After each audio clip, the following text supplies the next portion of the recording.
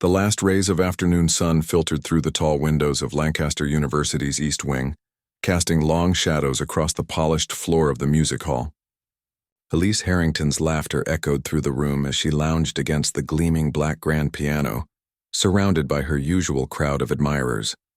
At 22, with her designer clothes and perfectly styled hair, she was the undisputed queen of the music department. Talent, money, and family connections all wrapped in one perfect package, I swear. Professor Reynolds nearly had a heart attack, she said, finishing her story about her latest piano recital. He kept insisting no one could play Rachmaninoff's Third with only 2 weeks of practice, but Daddy always says talent doesn't need time, just opportunity. Her friends nodded appreciatively. They always did. The daughters and sons of doctors, lawyers, and business executives. They orbited around Elise like planets around a sun, warming themselves in her glow while secretly hoping to witness a solar flare. "Speaking of people who don't belong here," whispered Olivia, nudging Elise's arm and nodding toward the entrance. A man in his late 20s had entered quietly, pushing a cleaning cart. He wore the simple gray uniform of the university maintenance staff, his dark hair pulled back in a small ponytail at the nape of his neck. Head down, he moved methodically around the edges of the room, emptying small trash bins and wiping down surfaces with practiced efficiency. Elise watched him for a moment, a small smile playing at the corner of her lips. "Poor thing," she said, her voice carrying just enough to be heard across the room. "Imagine spending your days cleaning up after people with actual futures." Her friends snickered, but the janitor gave no indication he'd heard. He simply continued working, moving from one task to the next with quiet focus. "I heard he's been here for years," said Thomas, adjusting his expensive watch. "My brother says the maintenance staff calls him the ghost because he hardly ever speaks." "Maybe he can't," Elise suggested. "Maybe he's just not equipped for conversation." She emphasized the words carefully, drawing another round of laughter. The janitor moved closer to their group, now dusting the row of trophies and awards displayed on shelves near the piano. From this distance, Elise could see his face better. Strong jaw, serious eyes, skin tanned from outdoor work. Not unattractive, really, which somehow annoyed her even more. He still hadn't looked up, hadn't acknowledged their presence at all. "He's completely ignoring us," she said, loud enough that pretending not to hear would be impossible. "That's rather rude, don't you think?" The janitor paused, cloth in hand, and finally turned toward them. His eyes met Elise's, and she was startled by their intensity. Dark brown, almost black, with a depth that momentarily caught her off guard. But he said nothing, just looked at her with an unreadable expression before returning to his work. "Oh my God," Olivia giggled. "I think he's scared of you, Elise." "Or in love," Thomas added. "Poor guy probably dreams about dating rich college girls." Elise rolled her eyes. "Please. He should stick to dreaming about winning the lottery." A small, unexpected frown crossed the janitor's face, the first real reaction they'd managed to provoke. It satisfied something in Elise knowing she could get under his skin. "I dare you," Thomas said suddenly, leaning closer to Elise. "Go talk to him." "You? Why would I do that?" she replied, wrinkling her nose. "Because we're bored and you never back down from a dare," said Olivia. "Just go say something, anything. See if you can make him talk." Elise considered it for a moment. She did have a reputation for never refusing a challenge, and what harm could come from a brief, amusing interaction with the help? "Fine," she said, straightening her designer blouse. "Watch and learn." She approached the janitor with the confident stride of someone who had never been denied anything in her life. He was wiping down a glass display case now, his back to her. Up close she noticed his hands, large but somehow graceful, with long fingers that moved with unexpected precision. "Excuse me," she said, her tone dripping with fake sweetness. He turned, those intense eyes meeting hers again. This time she didn't look away. "Yes?" he asked. His voice was deeper than she expected, with an accent she couldn't quite place. "I was just curious," Elise said, leaning against the display case he'd just cleaned. "Do you like music? You spend so much time in here, cleaning up after all of us talented folks." His expression didn't change. "Everyone likes music, but not everyone understands it," she countered. "Real music, I mean, classical. The kind that takes years of training and natural ability." She gestured to the grand piano. "That's a Steinway concert grand, worth more than you'll probably make in a decade." Can you even play? Something flickered across his face, annoyance perhaps, or something deeper. I know what a Steinway is, he said quietly. Her friends had moved closer, not wanting to miss the exchange. Elise could feel their eyes on her, waiting to see how far she would push. I had a thought, she said, inspiration striking. A little game. Why don't you play something for us? Right now, the janitor shook his head. I'm working. Oh, come on, Elise pressed, enjoying his discomfort. Just one little piece. I'm sure your boss won't mind if you take a short break to entertain us. She looked back at her friends who were watching with eager anticipation. What do you say, Samuel? She read the name from the small badge on his uniform. Samuel looked at the piano, then back at Elise. For a moment, she thought she saw longing in his eyes, quickly replaced by caution. I don't think so, he said, turning back to his cart. Something about his refusal irritated Elise more than it should have. People didn't say no to her, especially not people like him. She stepped directly in front of him, blocking his path. I'll make it worth your while, she said, a mischievous glint in her eye. She was fully committed to the game now. How about this? Play something, not just anything, but something worthy of Carnegie Hall, and I'll marry you. Her friends burst into laughter behind her. Thomas actually doubled over, clutching his stomach. Elise Harrington marrying the janitor, Olivia squealed. Can you imagine your father's face? Samuel stood completely still, looking at Elise with an expression that had shifted from caution to something she couldn't quite read. Was it anger, hurt, or something else entirely? You don't mean that, he said finally. Elise gave an exaggerated shrug. Try me. Play like a master, win a rich wife. She gestured grandly toward the piano. Unless, of course, you can't play at all, which is what we all suspect. The silence that followed stretched uncomfortably. Around them, the music hall had emptied as students headed to evening classes or dinner. The setting sun cast the room in golden light, creating dramatic shadows that seemed to underscore the tension of the moment. Finally, Samuel spoke. I have work to finish. He moved past her, pushing his cart toward the exit. That's what I thought, Elise called after him, feeling both triumphant and oddly disappointed. All talk, no talent. Story of your life, I bet. He paused at the door, looking back at her over his shoulder. You know nothing about my life, Miss Harrington. And then he was gone, leaving Elise with the strange feeling that she had both won and lost their encounter. Well, that was entertaining, Thomas said, breaking the silence, though I was hoping he'd actually try to play. Would have been hilarious. Did you see his face when you proposed marriage? Olivia added. Priceless. I think you actually hurt his feelings, Elise. Elise turned away from the door, forcing a laugh. As if he has any. Come on, we'll be late for dinner. As they gathered their things and headed out, Elise found herself glancing back at the piano. For some reason, the image of Samuel's hand stayed with her. Those long, careful fingers that had seemed almost reverent when dusting the instruments. Had she imagined that? And why had he known her last name? She hadn't mentioned it. Earth to Elise, Thomas called from the doorway. Dinner? Your father's treating us at La Maison, remember? Elise pushed the thoughts away.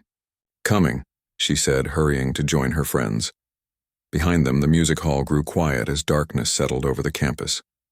But in a few hours, after the building emptied and the night guard made his rounds, something unexpected would happen in that same room. Something that would change everything Elise thought she knew about talent, worth, and the quiet janitor named Samuel. The clock on the wall of the empty music hall read 11:35 p.m. The building had been quiet for hours. The last practice rooms emptied of ambitious students around 9. Only the occasional creak of the old building settling, and the distant hum of the janitor's floor polisher broke the silence. Samuel finished the last corridor, guiding the machine in slow, methodical passes until the floor gleamed under the dim emergency lights. He unplugged the polisher, wound the cord carefully, and wheeled it back to the small closet that served as the maintenance hub for this wing of the university. He should go home. His mother would be waiting up despite his many requests that she get proper rest. At 58, Rosa Rivera still insisted on staying awake until her son returned from his night shift, usually with a plate of food saved from dinner and endless questions about his day.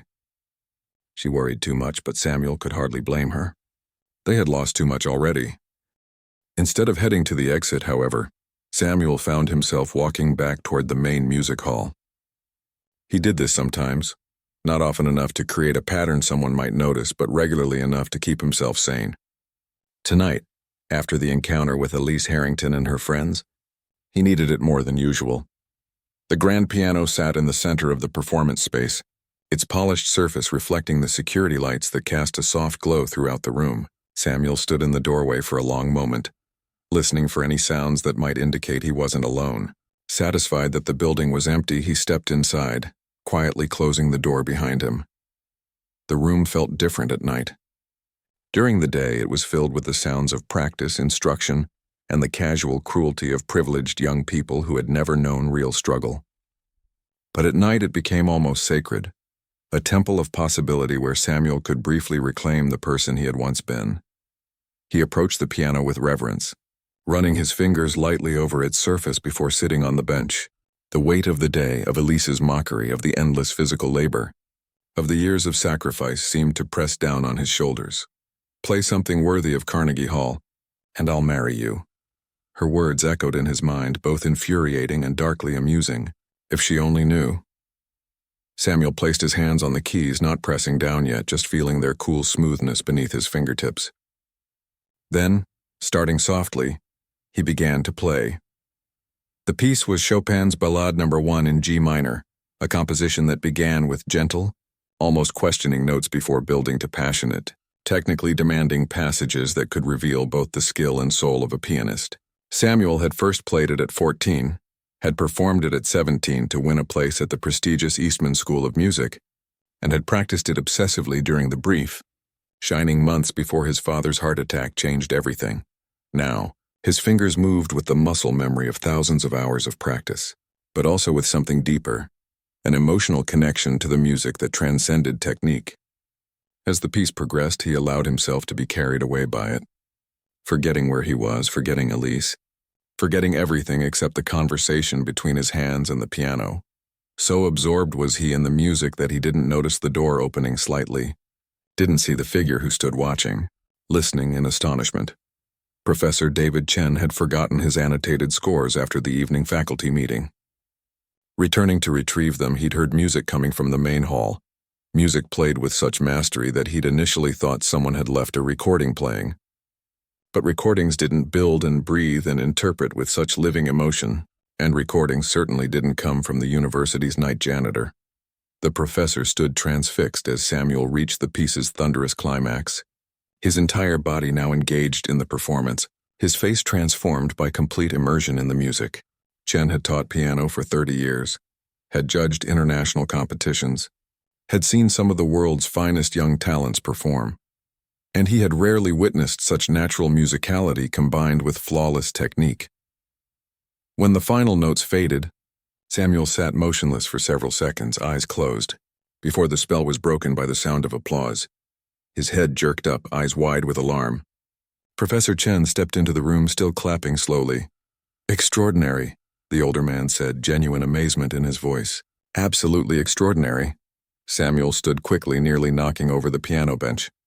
"Professor Chen, I'm sorry, I know I shouldn't be." Chen waved away his apology. "Please, sit back down. I'm not here to reprimand you." He approached the piano, studying Samuel with intense curiosity. "What I'd like to know is why one of the most gifted pianists I've heard in decades is working as a janitor at a mid-tier university music department." Samuel hesitated, his posture tense, ready for flight.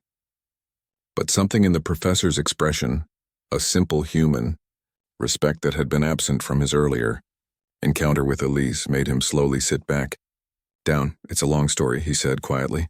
"I have time," Chen replied, pulling up a chair. "And I suspect it's one worth hearing."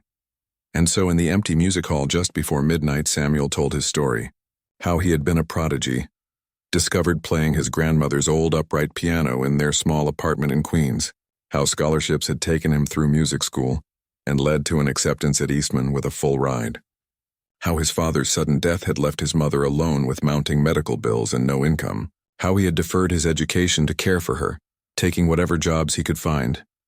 "I thought it would be temporary," Samuel explained, his voice low. "A year, maybe 2.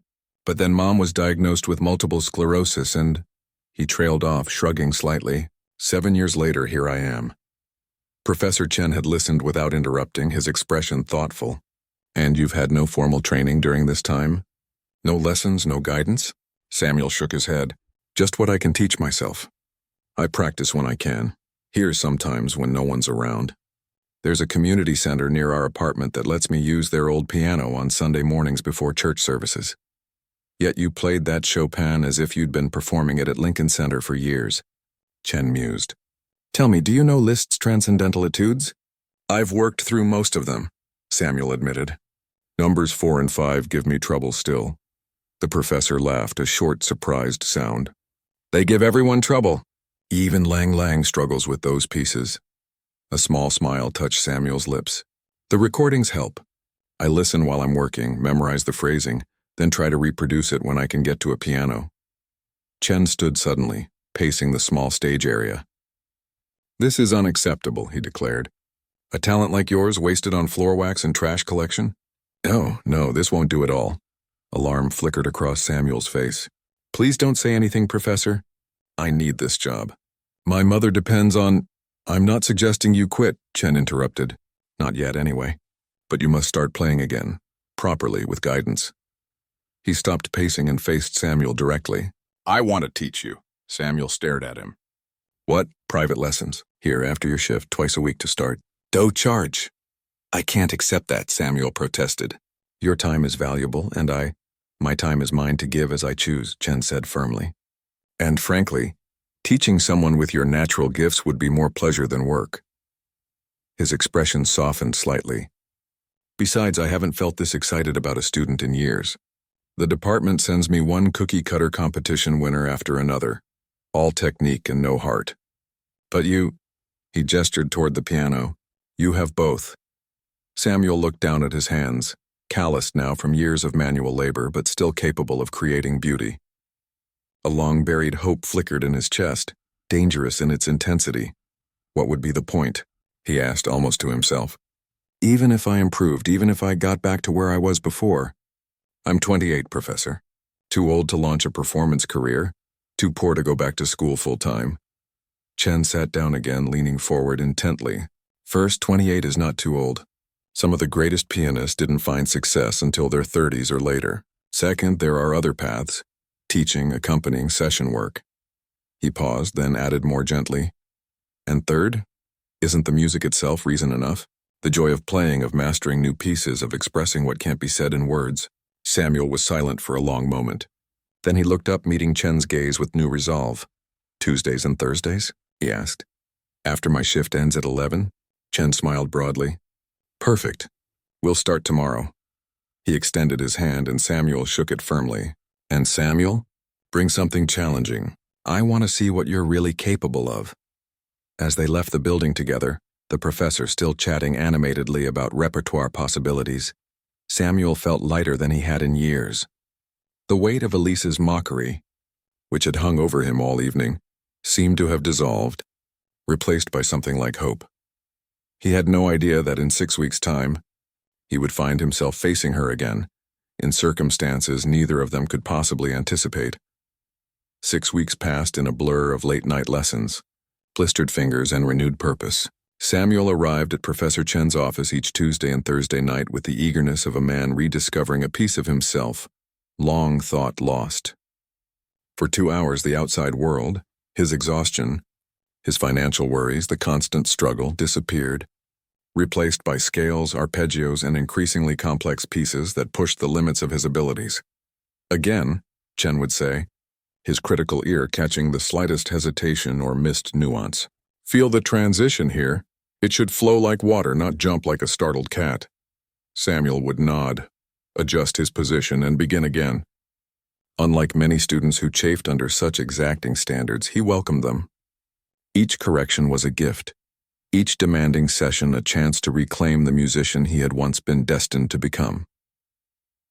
On this particular Thursday night, however, Chen seemed distracted.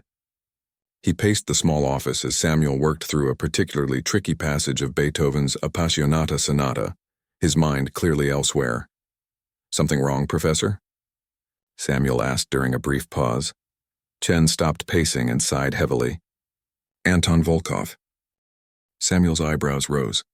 Even he, isolated as he'd been from the classical music world, knew that name. Volkov was a legendary Russian pianist now in his 70s, whose rare performances still sold out concert halls worldwide. What about him? He was supposed to be our featured performer for next week's alumni concert, Chen explained, dropping into his chair. The crown jewel of our fundraising season. The dean pulled every string he had to get Volkov to agree. He rubbed his temples. I just got word that he's been hospitalized in Vienna. Nothing serious, thank goodness, but he won't be traveling for at least a month. Can't you find another performer? Samuel asked. Surely there must be someone with 1 week's notice? Someone worthy of a 500 per plate donor event? Chen laughed bitterly. The dean is in panic mode. We've called every former student with any kind of performance career. Every faculty member from sister institutions. Nobody of Volkov's caliber is available on such short notice. Samuel nodded sympathetically, returning his attention to the piano, but Chen remained silent, studying him with an intensity that eventually became uncomfortable. What? Samuel asked, looking up to find the professor's eyes still fixed on him. Play the Rachmaninoff, Chen said suddenly. The third concerto, first movement. Samuel blinked in surprise. Now why? Humor an old man, Chen replied with a small wave of his hand. Shrugging, Samuel positioned his hands and began. The Rachmaninoff Piano Concerto No. 3 was notoriously difficult, nicknamed the Everest of piano concertos for its technical challenges and emotional depth. But it had been among Samuel's audition pieces for Eastman, and during their weeks of lessons, Chen had helped him reclaim much of his former mastery of it.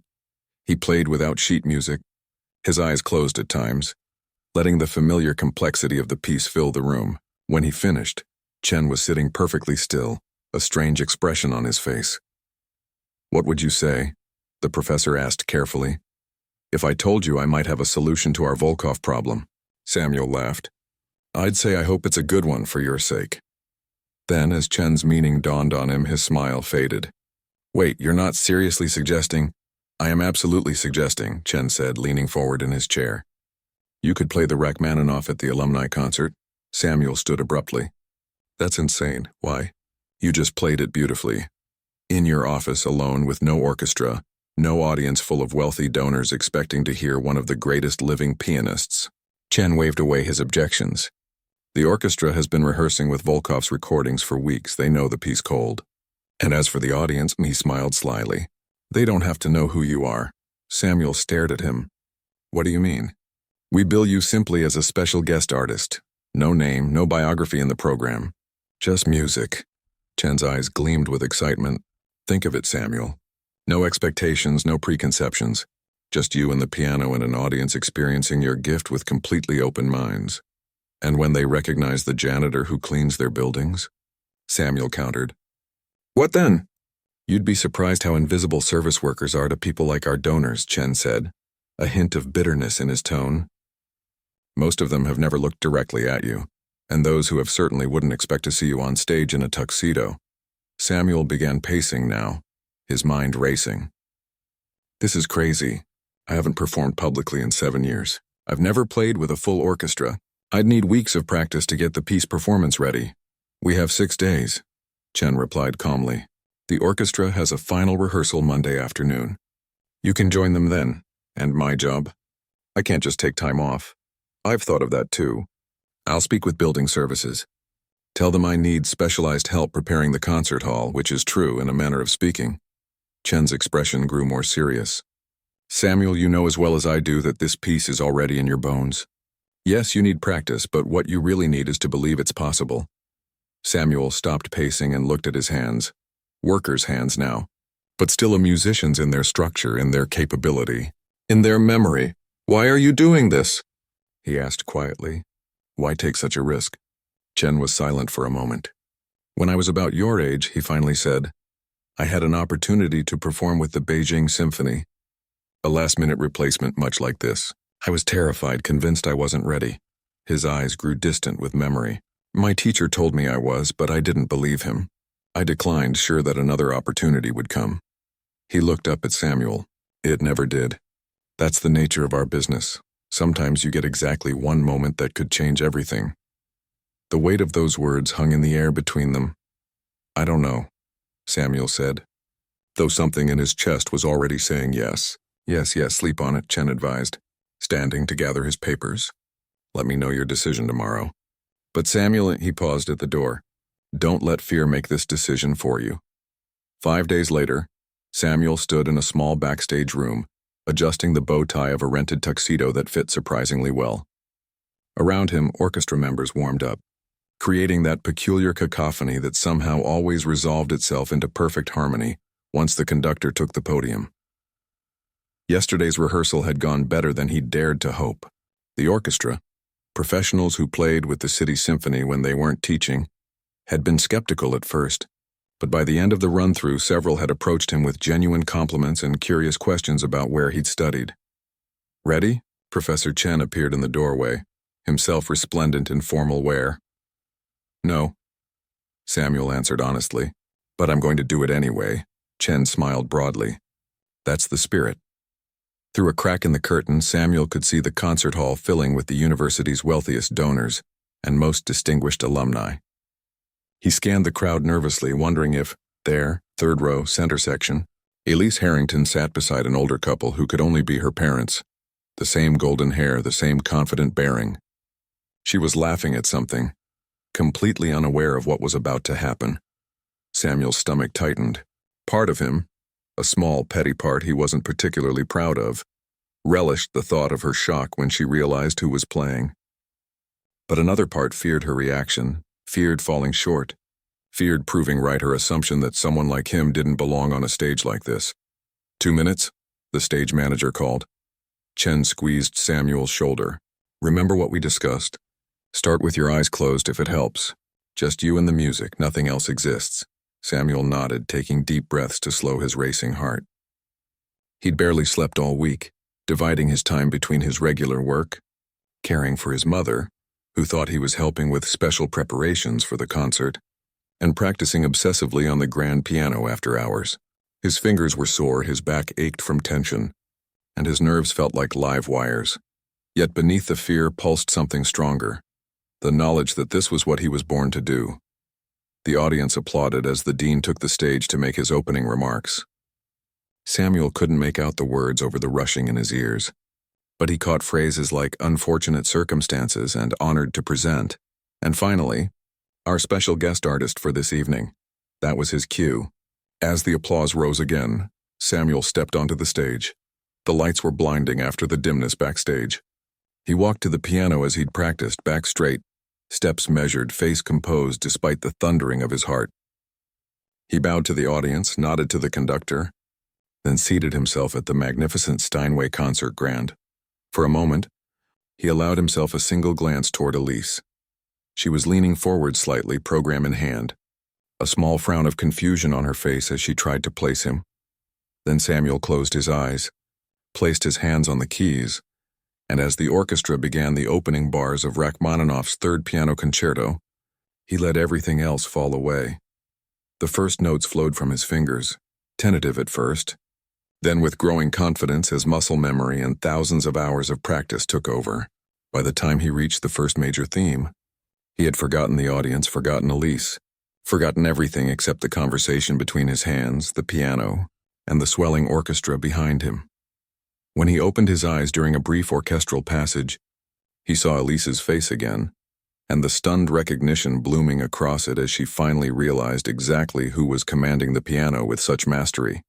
Her expression, shock giving way to disbelief, then to something like wonder, gave him a fierce joy that carried him through the rest of the movement with a passion and precision that even he had never achieved in practice.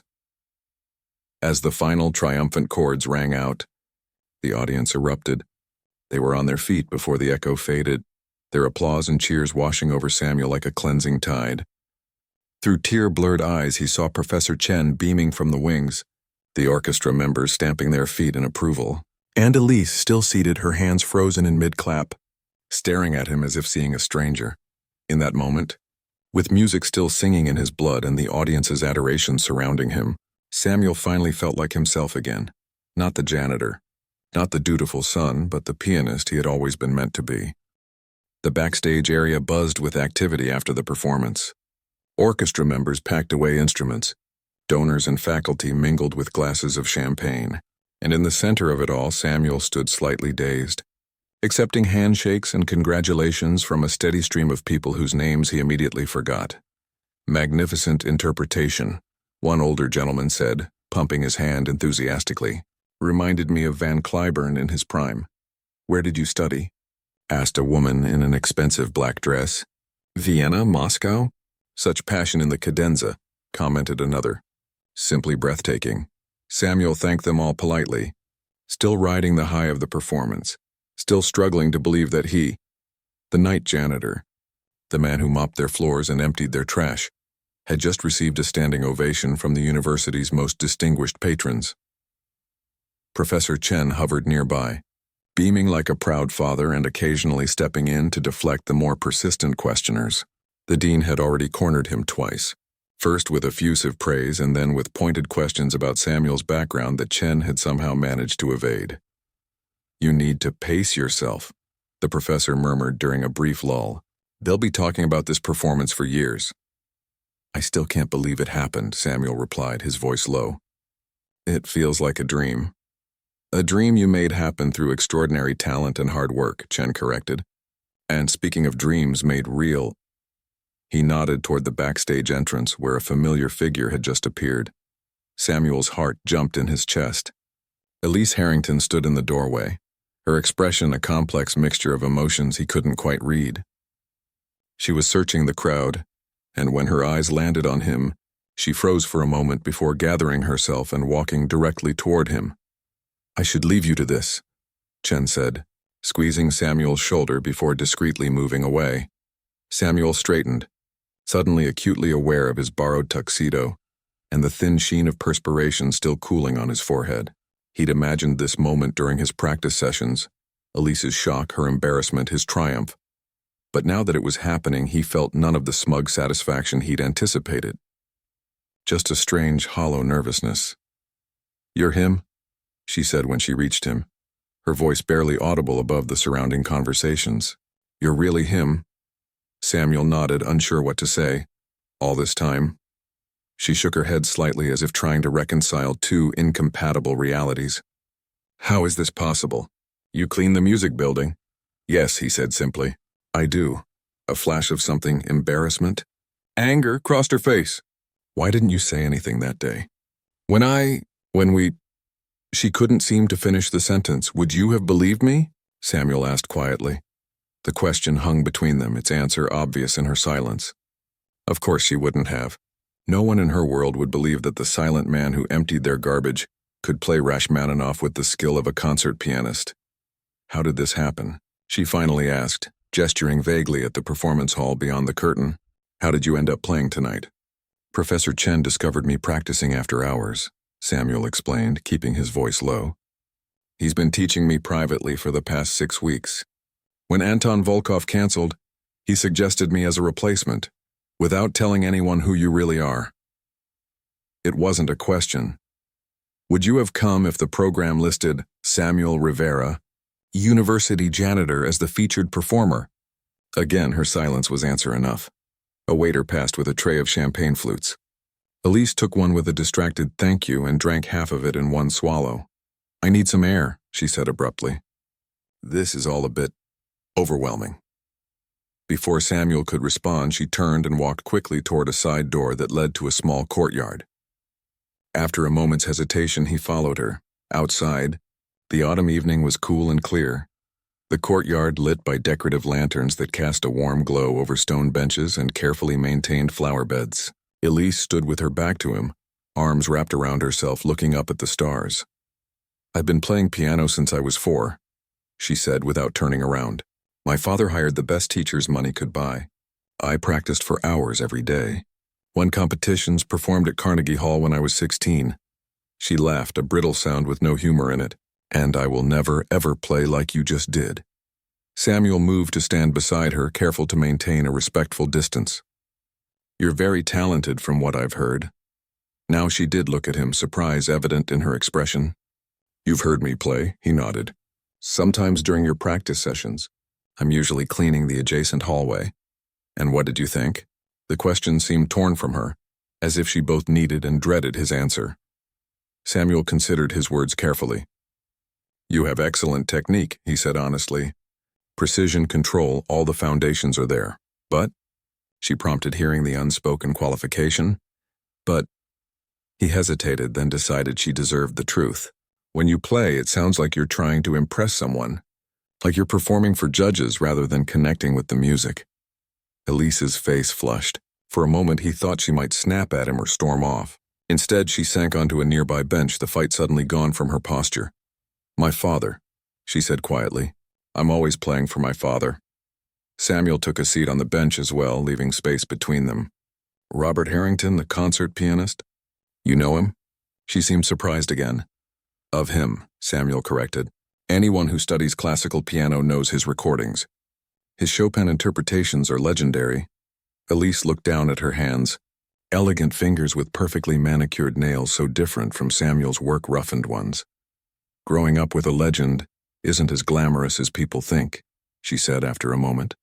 "Nothing I do is ever quite good enough. Not because he's cruel, he's not. He's actually very loving. But he can't help comparing me to himself, to his colleagues, to his students who went on to great careers." She sighed. "I'm a good pianist. Maybe even a very good one. But I'll never be exceptional. Not like him. Not like," she glanced at Samuel, "not like me." He finished for her. She nodded, a rueful smile touching her lips. "Pretty ironic, isn't it? I looked down on you because of your job, never imagining you had more raw talent than I'll ever have, no matter how many hours I practice." "Talent isn't everything," Samuel said. "Without opportunity, without the right circumstances." He shrugged. "Here I am, almost 30, cleaning buildings instead of performing. All the talent in the world doesn't matter if life has other plans for you." "What happened?" Elise asked, her curiosity seeming genuine now rather than condescending. "Why aren't you at Lincoln Center instead of here?" So Samuel told her about his childhood in a working-class neighborhood, his grandmother's old piano that sparked his passion, the scholarships, the bright future that had seemed assured, and then his father's sudden death, his mother's illness, the choice that wasn't really a choice at all. "I thought it would be temporary," he concluded, echoing what he'd told Professor Chen weeks earlier. "But temporary became permanent, and eventually, I stopped thinking about what might have been. Until tonight," Elise said softly. "Until tonight," he agreed. They sat in silence for a few moments, the sounds of the reception filtering faintly through the closed door. "I'm sorry," Elise said suddenly, "for how I treated you that day. For what I said." Samuel looked at her, surprised by the genuine remorse in her voice. "Thank you. I was cruel and shallow and, God, I'm so embarrassed." She covered her face with her hands briefly before looking at him again. "You must hate me." "I don't hate you," Samuel said truthfully. "I was angry that day, yes, but..." He struggled to articulate the complex shift in his feelings. "When you play music at the level we do, or can, it creates a kind of bond. A shared language. It's hard to truly hate someone who speaks the same language you do." Elise studied him, her expression thoughtful. "That's a generous way of looking at it." From inside came the sound of applause, the dean making another speech, perhaps. "We should probably go back in," Samuel said, standing. "People will be wondering where the guest artist disappeared to." Elise rose as well, but made no move toward the door. "I meant what I said, you know," she said abruptly. Samuel looked at her questioningly. "About marrying you." A faint smile played at the corners of her mouth. "If you could play something worthy of Carnegie Hall, I said I'd marry you." "And you did. More than worthy." Samuel felt heat rise to his face. "That wasn't... I didn't play tonight to hold you to a thoughtless comment made in jest." "I know." Her smile widened slightly. "But a promise is a promise. So what do you say, Samuel Rivera? Ready to make an honest woman of me?" For a moment, he thought she was still mocking him. But there was something in her eyes, a vulnerability, a genuine question beneath the teasing exterior, that made him pause. "I think," he said carefully, "that people should get to know each other first. Really know each other, beyond assumptions and appearances, before making those kinds of decisions." Elise tilted her head, considering him with newfound interest. "That sounds suspiciously like you're asking me to dinner." "Maybe I am. Well then," she took a step closer. "I accept. On one condition. Which is, you play for me again. Her voice grew softer. Not to prove anything or to fulfill any ridiculous wager, just because music is the truest thing about both of us, and I want to hear what you have to say through it. Samuel looked at her. This woman who had dismissed him so completely just weeks ago, now looking at him with genuine respect and interest. Life's strange turns never ceased to amaze him. I can do that, he said, and for the first time since she'd approached him backstage. He smiled. A real smile that reached his eyes and eased the last of the tension between them. The courtyard door opened, spilling light and sound into the night. Professor Chen stood in the doorway. There you are, he exclaimed. Samuel, the dean is insisting on introducing you to the board of trustees. And Miss Harrington, your parents are looking for you. Elise glanced at Samuel, a silent question in her eyes. We're coming, Samuel told Chen, not looking away from Elise. As they walked back inside together, neither knowing exactly what would happen next, but both feeling the potential of it thrumming between them like a perfectly struck chord. Samuel reflected that sometimes life's most meaningful performances happened off stage. In the quiet moments when people saw each other, truly saw each other for the first time. 4 months had passed since the night of the alumni concert, a night that had changed everything for Samuel. The morning after his performance, his phone had rung with an offer from Dean Wilson, a position as a part-time piano instructor in the music department, with flexible hours that would allow him to continue caring for his mother. We'd be fools not to have you teaching our students, the dean had said, his voice warm with respect that hadn't been there before. And I'm no fool, Mr. Rivera. Samuel had accepted on the spot. The salary wasn't extraordinary, but combined with his reduced maintenance work, he'd kept the night shift, unable to completely let go of the security it represented. It meant he could finally start paying down his mother's medical bills. More importantly, it meant he could reconnect with the world he'd been forced to abandon years ago. Today, he sat in a small practice room, listening to a freshman struggle through a Schubert impromptu. The boy had talent but lacked confidence, his fingers hesitating at each difficult passage as if afraid of making a mistake. Stop, Samuel said gently when the piece fell apart completely. What's happening when you reach the development section? The student sighed, shoulders slumping. I panic. It gets so complex and I know I'm going to mess it up, so I guess I just mess it up before it can mess me up. Samuel nodded, recognizing the fear. Play it again, but this time I want you to make a mistake on purpose at the beginning. What? Why? Just try it. Confused but willing, the student began again, deliberately hitting a wrong note in the opening phrase. There, Samuel said. The world didn't end. Now play normally. And if you make a real mistake later, keep going just like you did with that intentional one. It wasn't a perfect run-through, but when the student hit the development section, he pushed through his mistakes instead of letting them derail him completely. The improvement was immediate and obvious. Better, Samuel said, smiling at the boy's surprised expression. Much better. The fear of failure is often more paralyzing than failure itself. As the student gathered his sheet music, Samuel glanced at his watch. His next lesson wouldn't start for an hour, enough time to visit the main hall and practice a bit himself. He'd been working on a new piece, something challenging that pushed his own boundaries. He was halfway there when his phone vibrated with a text message. Still on for tonight? Dad's looking forward to meeting you properly. Samuel smiled, typing a quick reply. Wouldn't miss it. Tell him to go easy on me. The response came seconds later. No promises. He's been analyzing your Rachmaninoff for weeks. His relationship with Elise had evolved gradually over the past 4 months, beginning with that dinner he'd half-jokingly suggested on the night of the concert. They'd met at a quiet restaurant off campus, away from curious eyes, and talked for hours. Not just about music, though that remained the foundation of their connection, but about everything, their childhoods, their struggles, their hopes. Elise, he discovered, was far more complex than the entitled rich girl he'd initially judged her to be. Yes, she'd grown up with privilege, but also with crushing expectations. Her father's success had cast a shadow over her entire life, making her own considerable talent seem perpetually inadequate.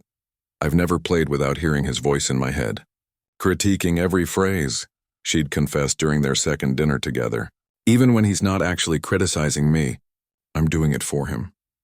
Samuel had recognized the damage this had done, how it had made her defensive, eager to assert superiority over others to compensate for her own perceived shortcomings. Not an excuse for cruelty, but an explanation that made her more human, more understandable. As for Elise, she'd been humbled by the discovery of Samuel's talent and story. The janitor she'd dismissed so casually had sacrificed a brilliant career out of love for his family, a depth of character that made her own complaints seem petty by comparison. His resilience, his ability to find joy in music even while mopping floors, had forced her to reconsider what truly mattered. Their friendship had deepened slowly, carefully, through long conversations after his classes and her practice sessions, through coffee breaks and weekend walks in the park near his apartment, where she'd finally met his mother, a dignified woman whose quiet strength reminded Elise of Samuel's own. Eventually, friendship had blossomed into something more. Though both approached this new territory with caution, neither wanted to rush into a relationship built on the shaky foundation of her old mockery and his forced reveal. Tonight would mark a significant step. Dinner at her parents' home. A formal introduction to Robert Harrington, not as the janitor's daughter's friend, but as a fellow musician worthy of respect.